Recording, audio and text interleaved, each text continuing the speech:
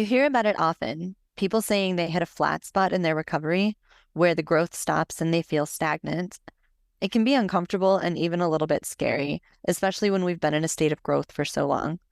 Listen as we talk about what it's like to hit a plateau and different ways we can make our way through it while maintaining our sobriety.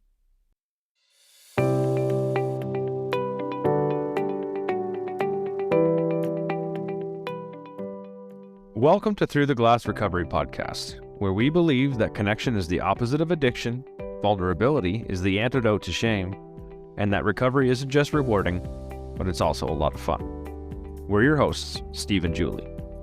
Listen as we get together with friends to shed light on the hard things, talk about the other side of addiction, and how we create a life so full, there's no space left for alcohol. You'll hear a lot of talk about connection and community in this episode. If you haven't yet found a tribe, we would love to have you join ours. It's free, it's anonymous, and you don't even have to leave home. We meet on Zoom Monday nights. If you want information about how to join in, visit our website at throughtheglassrecovery.com. You can enter your email and we'll send you everything you need to know. Welcome, everybody. It is so nice to meet all of you. This is a new group of people except for, and we'll start with you, our lovely Corina, who has been with us at least a couple of times now, including one surprise visit. That was amazing. That was the best. Anyway, do you want to go ahead and introduce yourself, Corina? Sure. So I am Corina and I live in Canada in Edmonton. I am a school teacher and I just looked it up. I want to show this. I am 364 days sober. Yes. Wake up tomorrow morning out of here. Yes. Year. Almost. Happy almost 1 year.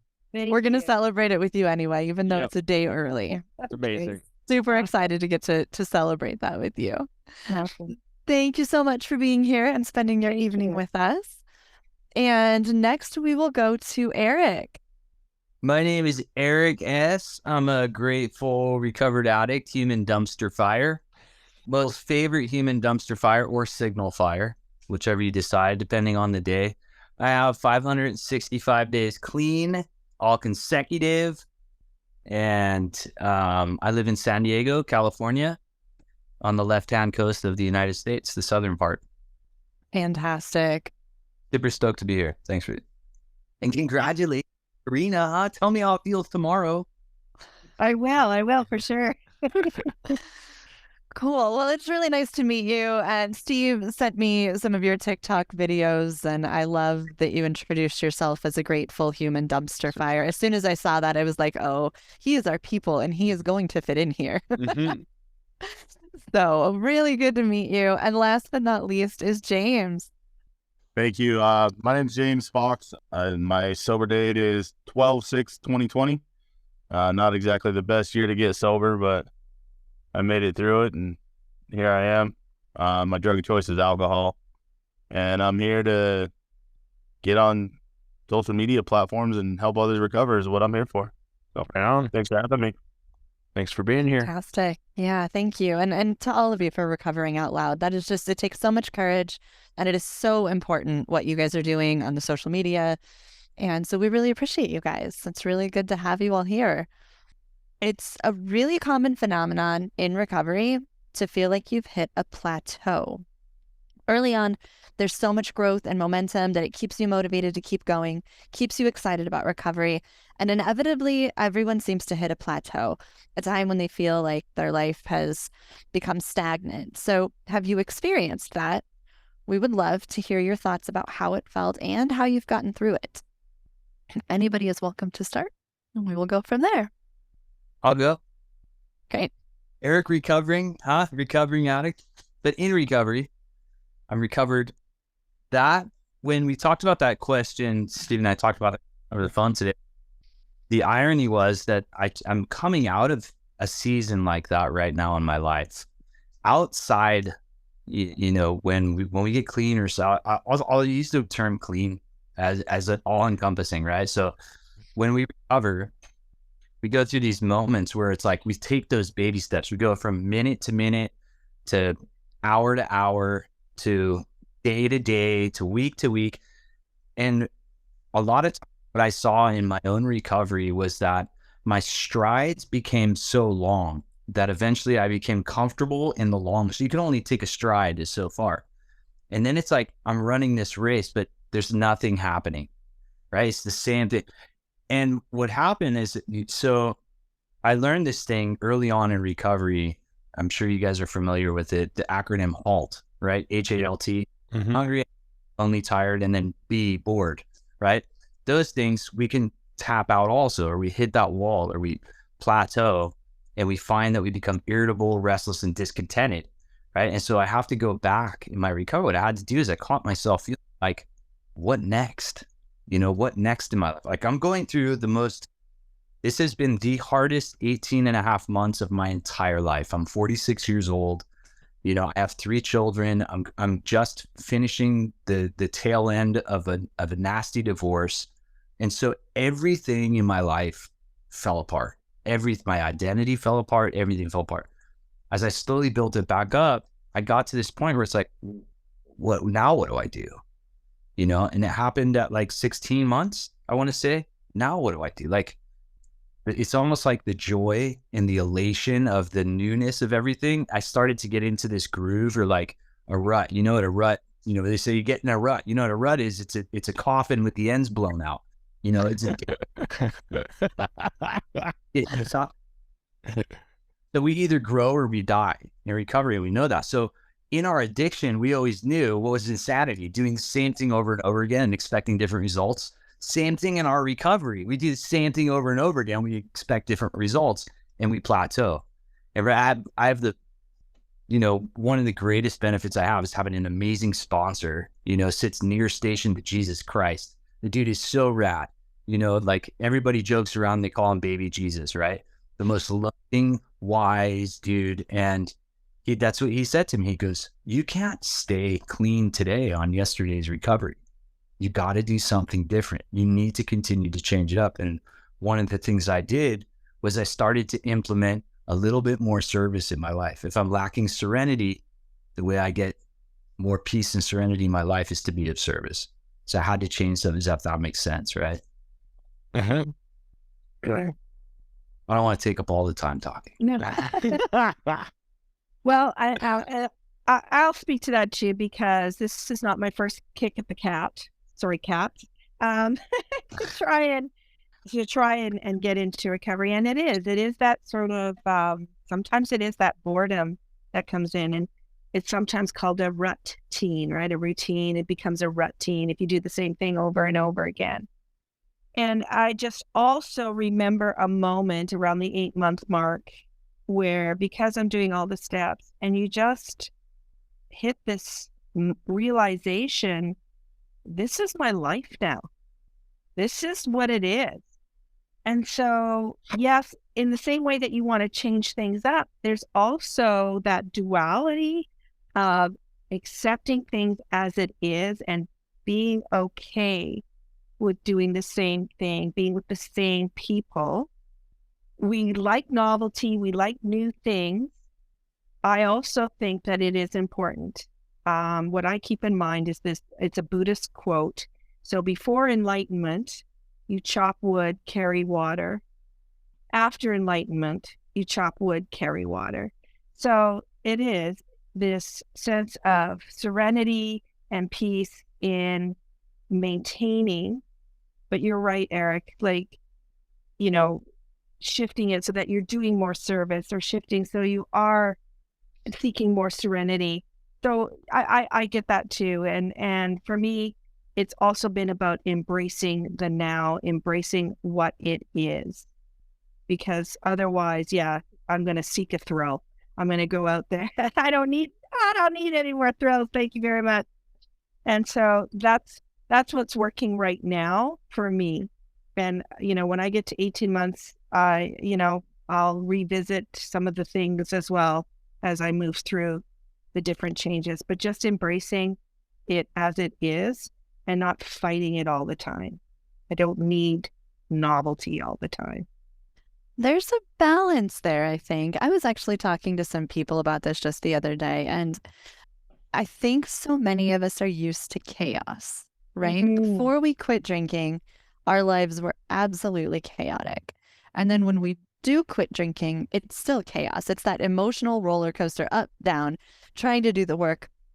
Everything changes in your life. And so it's still like a state of chaos. It's just like chaos with a positive direction, I think, after you quit drinking.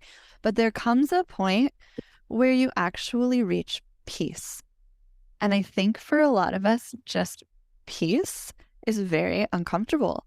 It's not something we've spent much time experiencing. So it feels like itchy and weird, like you want to be doing something and like you're looking and you're like, what is missing? What am I not doing? And then at some point you realize, wait, this is just peace. Maybe this is okay. And I think there's a balance there too, because I think if you stay in there's a difference between peace and like stagnation, right? You can go peacefully through each day, not looking for drama and not looking for chaos and whatever. But then you can get to the point where it does become, I think, kind of a danger zone. And I think it takes a certain amount of wisdom and self-awareness to recognize when you've gone from just a state of peaceful being to a state of like dangerous stagnation. Yeah, absolutely. That resonates. I think one of the things for me is when I sit at that spot, and I completely hear what you're saying when you talk about peace, Julie, and the chaos. Like for me, I used to call it the chaos of nothingness, and there was all of this stuff and none of it mattered. And then if you can sit in that in silence and allow the world to move around you, and then just still exist, that's where the peace is. And when I get stuck or bored or that plateau where that I had that light bulb moment where I was like, yes, that you can feel that moment of growth and that momentum, and then you ride that momentum and that wave just starts dying off. And like, now what happened? Like I've made a life change. Life has reacted to that change. I'm still changing in there, but it's like Eric was saying, those strides. Now I'm back to baby steps, but I'm not really seeing my forward movement anymore. I go back to, I need to reflect on where I once was, because I keep going on that path and taking those baby steps, and I might be really enjoying those moments, and I might be feeling that peace, and I'm really taking it all in. When I'm taking it in those baby steps, those are the moments where I'm traveling and I'm present. Yeah. And when I start feeling lost in that, I need to go and I need to look back at either my journals or talk to some people and say, hey, listen, like, where was I 2 months ago? Where was I 3 months ago? Where was I last year? Like that moment of reflection. You talk about being grateful and that sort of thing. Like, go back that far and pull that out and go, wow. 3 months ago, I talked about maybe working out a little bit, and I never did anything with that. And 2 weeks ago, I started that, and I've been doing that, and I've been really struggling. And look how far I've come. Like, there's so much to going back to see where you came from and using that reflection as like, damn, like, I'm doing pretty good here, even though I was thinking I wasn't doing pretty good. And I've come a long damn way. I need to reevaluate here. Okay, I can find that peace again, and I can understand that it's okay to be where I am right now, but I still, obviously, if I'm feeling that itch and that itchiness, there's something else I'm missing. I gotta go at least take a look. I gotta start investigating. Investigating is a great word for that. There's this cool thing I do with my sponsees. Once we get through the third step, I have them write themselves a letter, and I give it to them when they take their year. And that's exactly what I do. And I said, and when I give it to them, and after the meeting or wherever we take their 1 year, I said, I want you to read that letter, and I want you to sit. I want you to see how far you've come. Now I want you to consider, where do you want to be in the next year? And, like when we start out in recovery, at least for me, I can only speak I statements, right? I couldn't see where I was going to be in 3 months.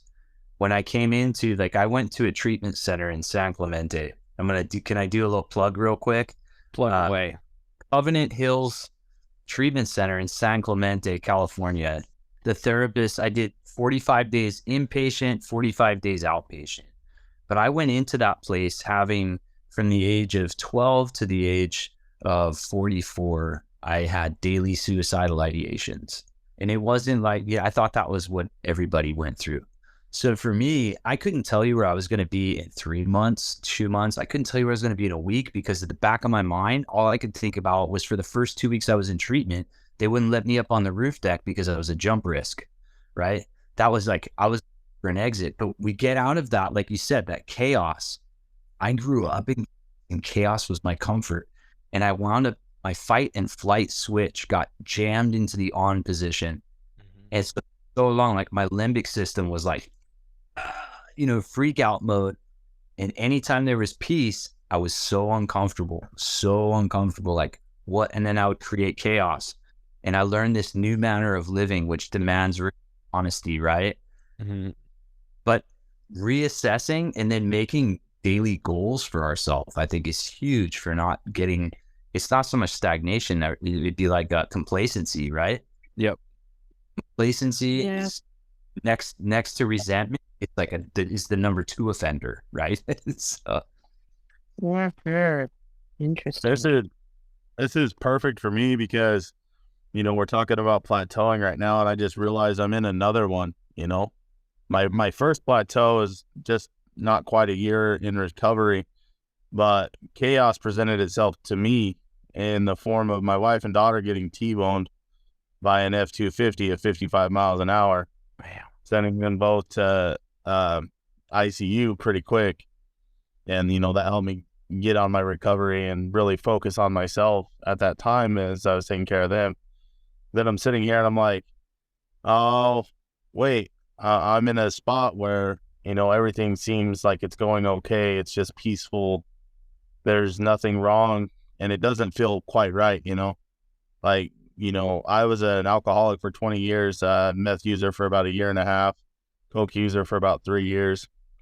I dabbled here and there with everything. And then just talking to you guys today, it made me realize it's well, why am I getting on these social media platforms trying to help others recover? That's my way of balancing out my system, just to kind of help maintain, for me, it's helping others helps me. And in fact, that's the exact words I just told my wife right before I got on here.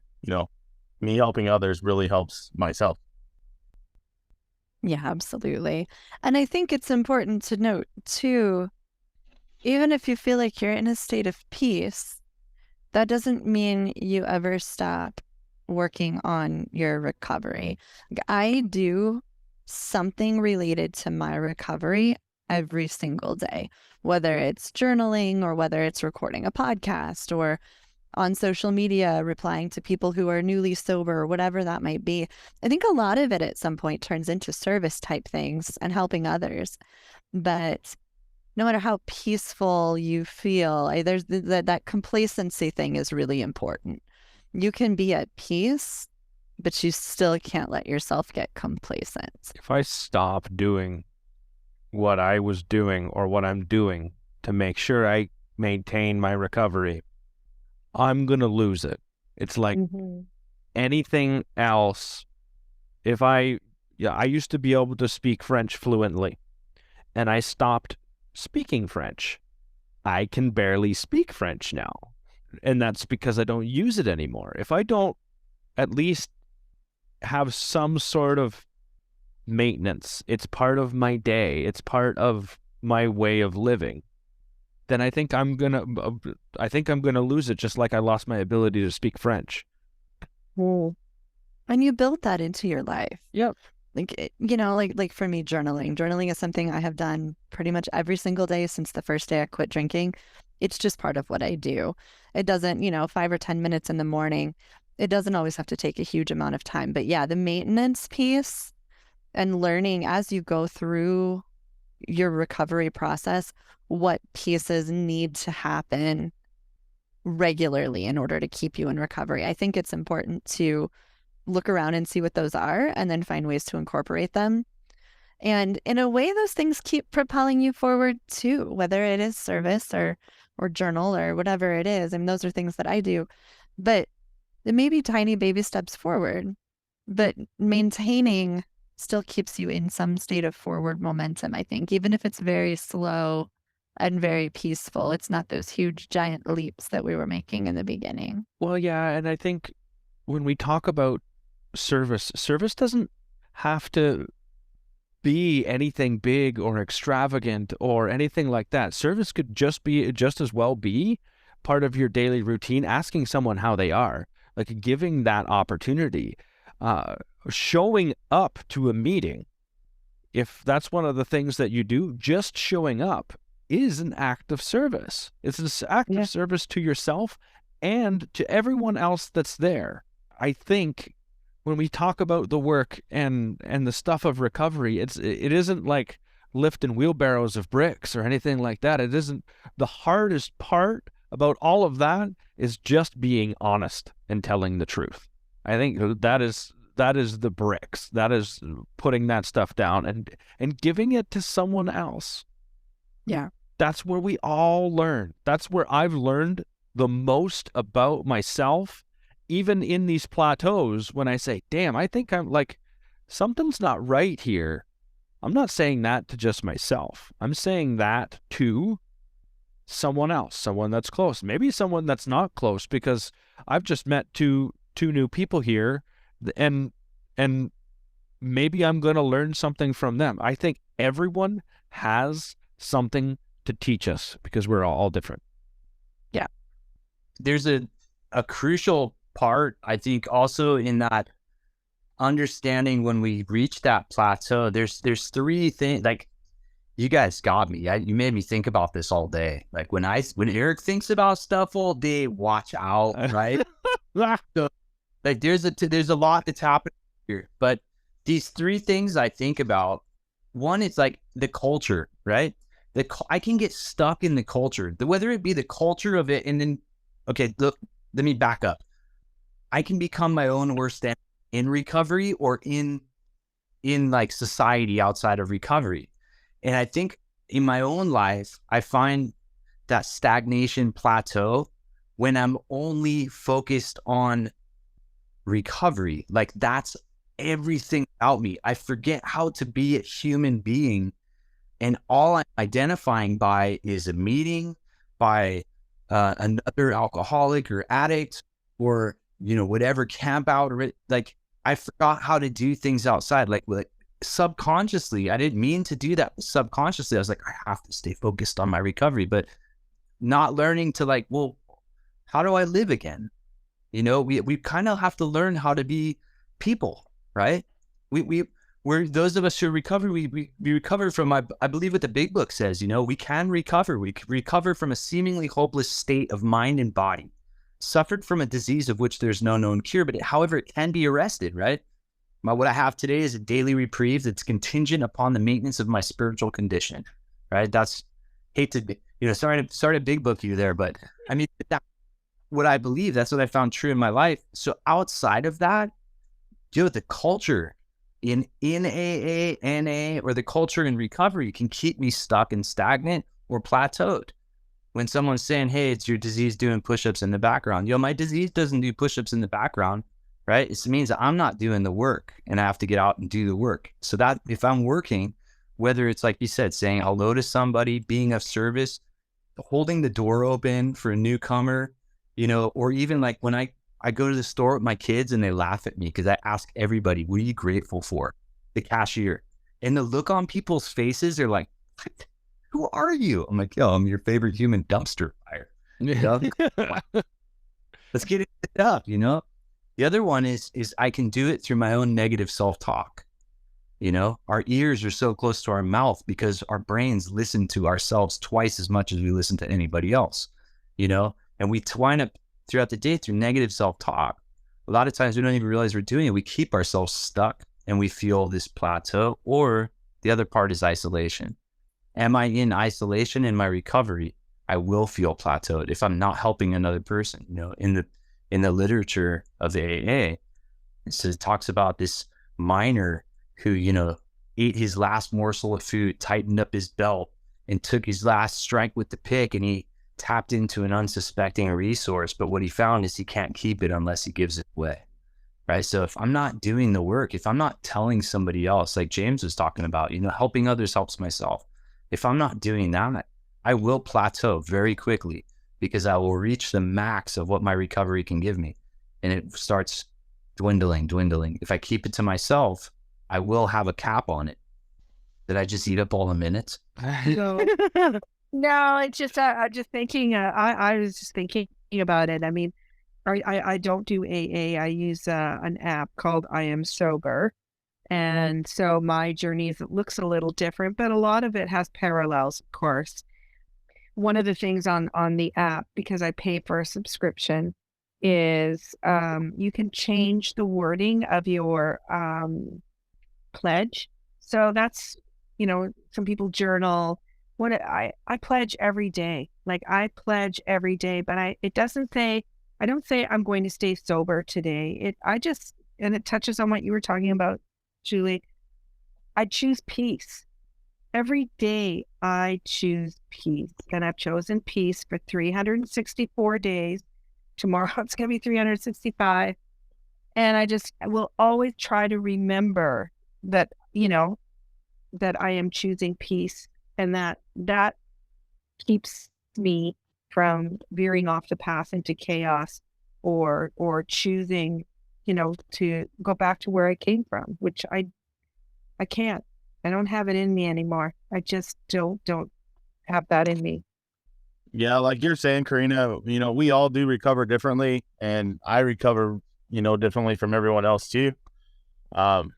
My first step was making a post on social media telling everybody that I'm going to get into rehab and I'm going to go into recovery and I'm going to quit drinking and better my life. And I went to one AA meeting, and then I found a 12-week outpatient program here in town. And I did that 12-week program, and I haven't been to a meeting or a program since, almost over 2 years later. I wake up every morning and just raw dog sobriety. And That's awesome. That's what I do. I wake up and I just know that I want to be the sober, better person, better father, better husband, and better friend to everyone around me, but we all do recover differently. And, and that's why I think where I've came to social media is to help me just, help others, that's my plateau breaker pretty much. I think we all have different experiences. You have a lot of different recoveries, and the beauty about sharing an environment is like this, and sharing our recoveries is there is no one way to do this. Everyone's recovery is as unique as they are. 100%. And at the same time, we're all a reflection of ourselves. We all are a reflection of each other in one way or another, and this is where we get to learn and find the similarities from each other's recovery. Not everything's going to resonate, and it doesn't have to, right? Yeah. It doesn't have to. That's the open mind, and that's just having an open heart about all of this. In the plateau and what is next. Like we talk, I'm going to go back to the chaos for a second, because I think there always has to be a next at some point. Yeah. Even if that's trying something new in just life, because Eric talked about like you have to relearn how to do life, and I feel like in recovery it's like a complete and utter life gut job. I get to reevaluate all of the things that I'm doing right now and figure out what is mine, what isn't mine, what is authentic to me, what isn't, what's in alignment with me, because for the longest times my values were what everyone else thought they were, which was only a reflection of their values. And now here I am sitting like, okay, what does Steve like? What what is value to me?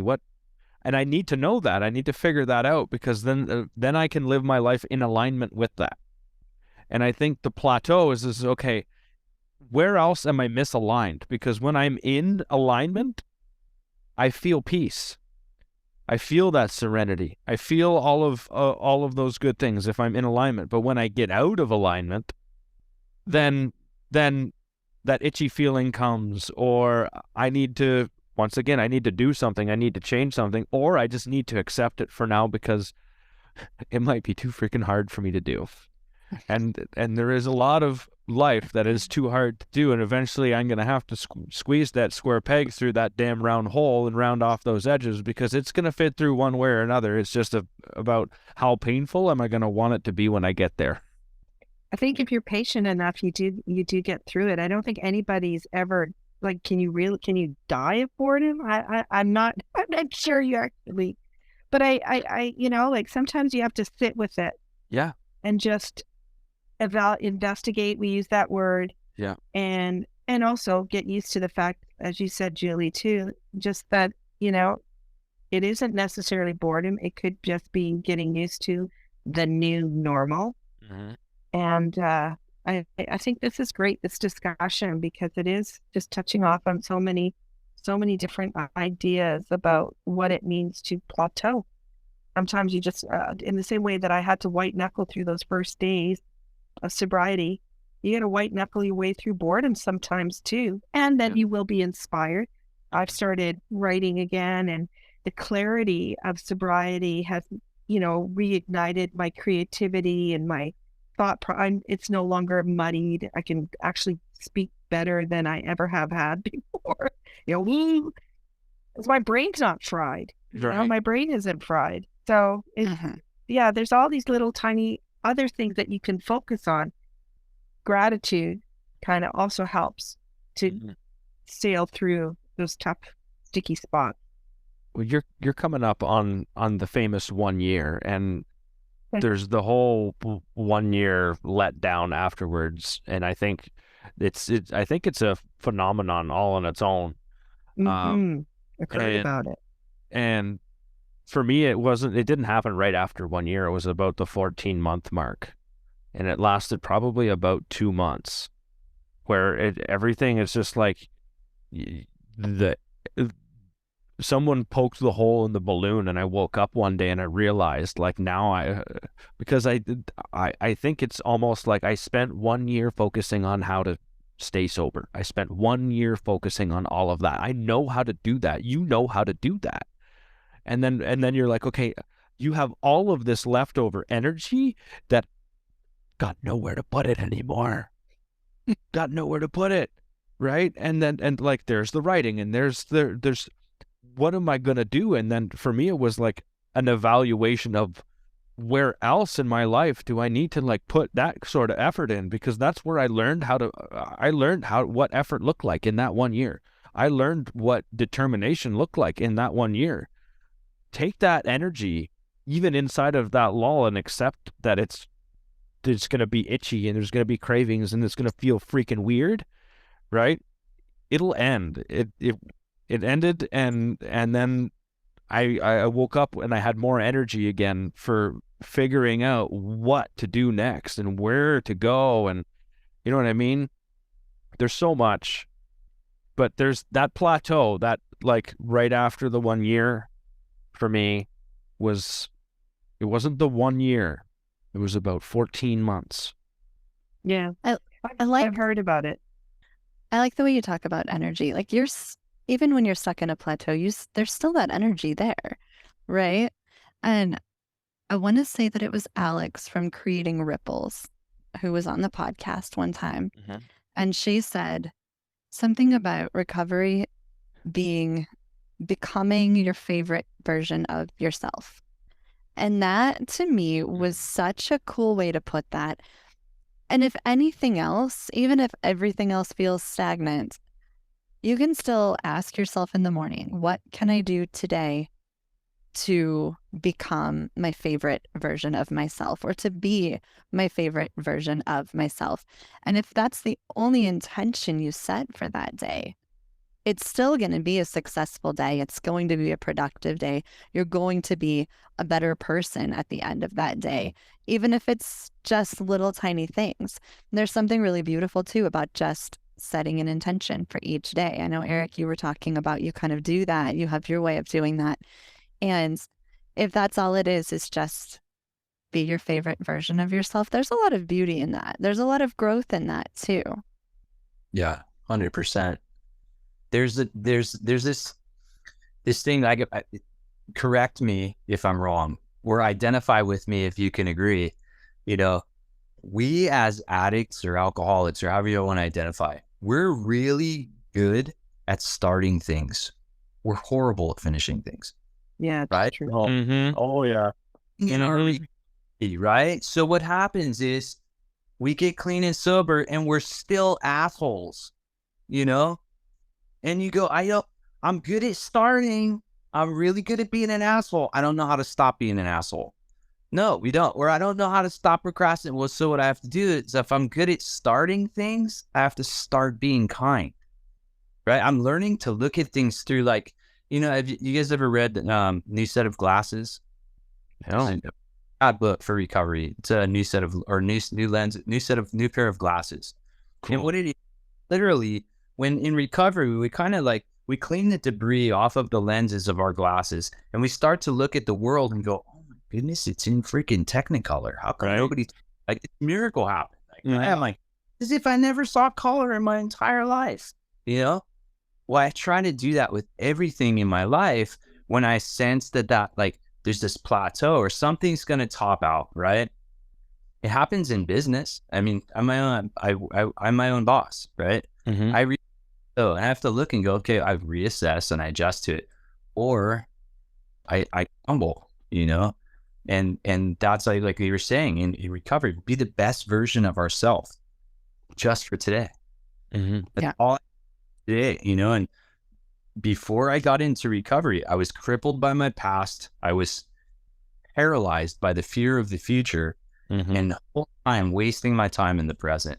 I never learned how to invest my time. All I did was spend time, right? So for me in recovery, I try to look at where am I going to invest my time in my recovery? Am I going to reap the benefit? I speak in like, business terms, but we do it every day. Like this, like I was saying, the 3Gs, or whether it's your journaling or I like the idea of an app. So would you say you set what did you say you did? You make a commitment? Pledge. She makes a pledge. Yeah.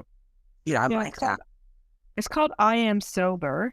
It had thousands of users on it, and it's actually how I met It's how Steve and Julie. It's how it's met, yeah. informally through this app, because it is anonymous. My name, my name on the app is not the name I go by in real life, but you can post and you can count the days, and there's all sorts of quotes and inspiration to help you get through. There's resources.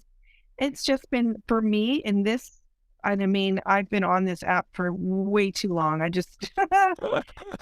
But it has been very beneficial, not just in terms of pledging every day, but also, we talked about this, the connections. I think, I swear, anybody that I've spoken with who has not stayed the course on sobriety. So I'm coming up to a year. I'm not a pro yet at sobriety, but I've talked to people who've relapsed after 7 years, 14 years, 20 years, and they lost the connection. They got complacent and they lost the connection. So I know that those are things I'm anticipating that I'm going to have to focus on and maintain in order to maintain my sobriety. Because it's tempting. I just have accepted the fact it's always going to, that temptation's always going to be there. I mean, even for my first year, like, what are you going to do? Oh, buy a case of tequila. It's like, go get wasted. And it's just like, because it's such a part of our culture, right? And so staying connected, being honest with the people that you're connected with. Yeah. And when you are stuck, wave your white flag. Hey guys, help. I'm stuck again. And, that's my strategy going forward. And inshallah, it's God willing, it's gonna work. It's worth mentioning too, we met Eric and James on TikTok, and they're part of the TikTok sober community, which is massive. And we are also really involved on Instagram, which also has an incredible sober community. And, I do most of our Instagramming, but people post when they're having a hard time and people reply and everybody gets each other through it. And I will say that the beauty of the I Am Sober app is like what Corina was saying. Some people aren't ready to put their face and their name on social media where it's public to talk about sobriety. So apps like I Am Sober, and I know there are also other apps. That's the one that we've all used, but you do have the ability to connect with people and really share what's on your heart and do it completely anonymously and still feel that sense of community. So I think community is the most important thing. I never knew there was anything like an app like that the first time I quit drinking. So I quit for 14 months the first time around, and I did it without any kind of connection or community because I was so ashamed. I wasn't going to show my face at a meeting. I wasn't going to post on social media. I didn't realize there were other options. So I think connection is absolutely the most important part of recovery, whether it's early recovery or whether it's celebrating with people because you hit a year or because you're stagnant and you need some oomph to help you get going again, or somebody just to listen and help you see things from a different perspective. I think everybody who is in recovery needs some form of community. Amen. Hey, women. I couldn't, for me, I couldn't stop. I served the drug of no choice. That was me. I'm an alcoholic. I drank to oblivion. That was it. Controlling my drinking was never any fun. Trying to hide it was never any fun. 2, 3, 4, just fast enough. 1 more, just almost there, just about right. Just would almost get me tightened up. And then you would add meth, and it was like Jerry Maguire, like, oh, you complete me, and now indestructible. And that turned into like just oblivion. My life was so unmanageable, but I couldn't stop. I was beyond human aid. I couldn't stop. And I love the idea of the app. I was on an app that just ended. I was about 2 months ago, I want to say. I don't know if you guys had it in Canada. It was worldwide. It was Sober Together. It was free. It was on Instagram and TikTok, but they had no funding and it was free. But I understood, like, I met some really cool people, made some connections, which carried over into, I think they went to like Marco Polo or Facebook or something like that. But what you said is key: community, right? Because in community, there's not only camaraderie, there's also accountability. Yeah. Right. And you're saying, like, if you're having a bad day, you raise your white flag, right? No, it's a red flag too. You're right. Yeah. Emergency. Like, my head's on fire, my ass is catching, right? And I don't want to catch fire. But it's community is really, if you think about it, if we lean into community in our recovery, it's almost impossible to plateau, because you're going to have people around you who are going to encourage you, and encouragement goes such a long way. Come on, we just talked about that earlier, right? And you either get 1 like or you get 600 likes, right? Yeah. Whenever you're like, I can do this, Yeah. Yeah, that's so true. We talked about a lot of really awesome things here. Corina, I really liked your Buddhist saying there: before enlightenment, we chop wood and carry water. After enlightenment, we chop wood and carry water. So when we plateau, what do we keep doing? The same thing we were doing already. The community, the service, talking to friends, reflecting on how far we've come. I think a lot of growth actually happens inside of the plateau because we become aware of where we're at, where we came from, and we get to look at where we want to go. I want to thank you, Eric. Thank you, James. Both of you guys on last minute. Thank you so much. Corina, thank you. You guys were great. Thank you so much for your time and your thoughts tonight. Thank you. Thank you. Yeah, thank you guys. Thank you so much. Peace out. Carla. Yeah.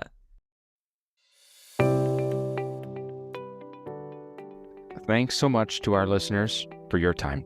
Be sure to subscribe, like, follow, so you don't miss next week's episode, where we dig into the feeling of loneliness and talk about the ways we've found to move through it and overcome it.